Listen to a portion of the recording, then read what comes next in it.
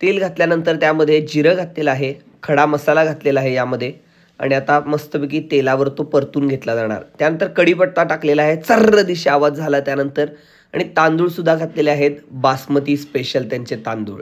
आणि त्यानंतर पुन्हा एकदा हे सगळं एकत्र हलवून घेतलं जाणार, वर खाली केलं जाणार. त्यामध्ये हळद घातलेली आहे, गरम गरम पाणी यामध्ये ओतलेलं आहे, त्यामुळे भाताला थोडासा त्रास झाला असेल.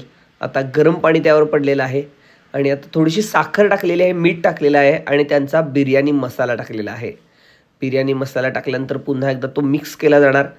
आलं, पुदिना आणि कोथिंबीर याचं मिश्रण टाकलेलं आहे, त्यामध्ये अर्ध्या शिजवलेल्या भाज्या गेलेल्या आहेत आणि आता तो दम देण्यासाठी ठेवण्यात येत आहे. त्याच्यावरून आता कोथिंबीर घातलेली आहे, खोबरं घातलेलं आहे आणि भाताला दमसुद्धा देऊन झालेला आहे आणि तो खवय्यांच्या मुखामध्ये जाण्यासाठी रेडी आहे. डिटेल माहिती यूट्यूब चॅनलवर नक्की बघा.